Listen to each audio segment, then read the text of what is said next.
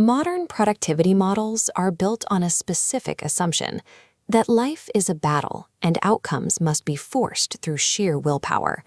But applying intense effort to a subconscious mind filled with fear does not resolve the conflict.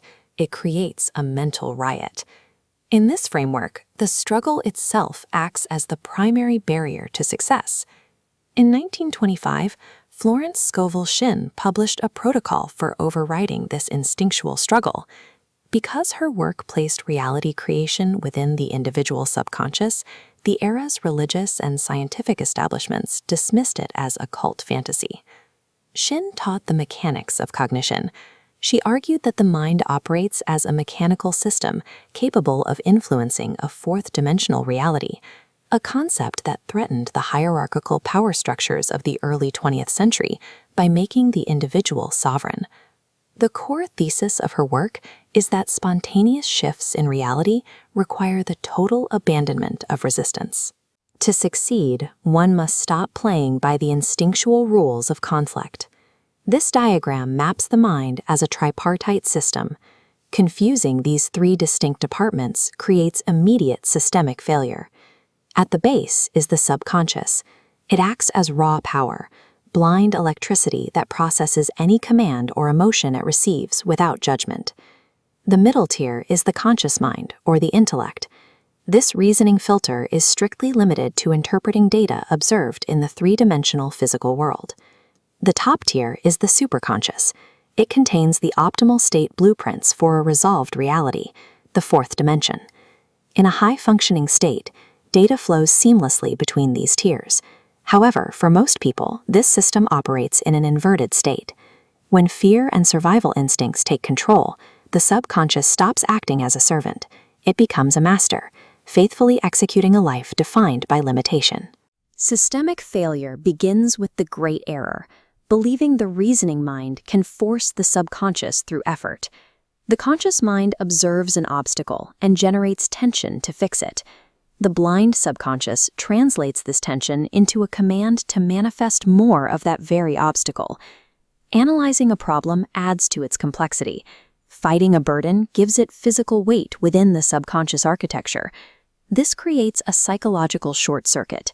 It is the equivalent of flooring the gas while simultaneously slamming the brakes. Personal will is an inversion of systemic law. A fourth-dimensional solution cannot be forced into the third dimension. It must be allowed to flow through. This presents a paradox. Defeating an active threat requires you to put down your weapon and agree with it.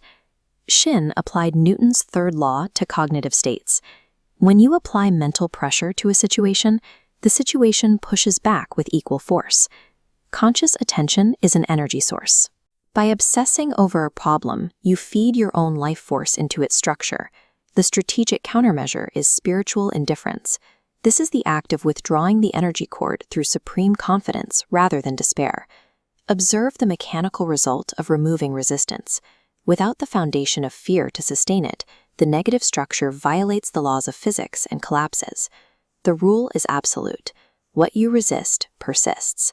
What you fear, you invite by providing the architectural support it needs to exist. Shinn's records include a woman facing impending creditors, vibrating with terror as a deadline approached. Shinn provided a specific directive. The woman was to treat the impending ruin with absolute nonchalance. The logic was mechanical. Her terror was congesting the system. The channel for a solution could only open when the absence of money no longer caused a fear response. Once she achieved true emotional release, the funds arrived from an unexpected source. Fear and faith are the same voltage, differing only in their polarity. However, achieving non-resistance creates a massive psychological vacuum in the subconscious. Nature abhors a vacuum.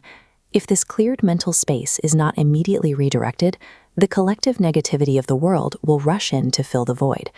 Detaching from a problem leaves the system rudderless. The energy must be given a new coordinate to seal the operation. The bridge between non-resistance and manifestation is an operation called casting the burden. Step 1 is identification.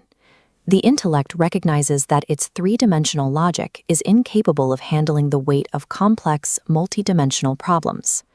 This admission allows for a tactical handoff. This is the transfer. You hand the problem to the superconscious, which officially commands the subconscious to release the file. This command interrupts the neural pathways of anxiety, returning the conscious mind to baseline stability. We then enter the time lag. In a dense physical world, there is an inevitable delay between the fourth-dimensional solution and its physical manifestation. This is the primary failure point. If you check the evidence of your senses or begin strategizing out of fear, you instantly snatch the burden back. To survive the lag, you must simulate the requested reality, acting with the absolute conviction that the order is being processed. Shinn's instruction to stand still means quieting the reasoning mind so completely that the static of fear clears.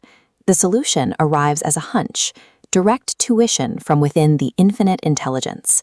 A genuine hunch is authoritative and often defies standard logic. It is distinct from the ego, which is frantic and born of lack. This is spiritual aviation. To work the miracle, you must fly above the fog of collective fear to see the broader landscape of solutions. Once a hunch is received, you must never discuss the intended outcome before it has physically solidified. Discussing plans opens the system's pressure valves. It leaks the built-up magnetic force and invites the skepticism of others into your vibration.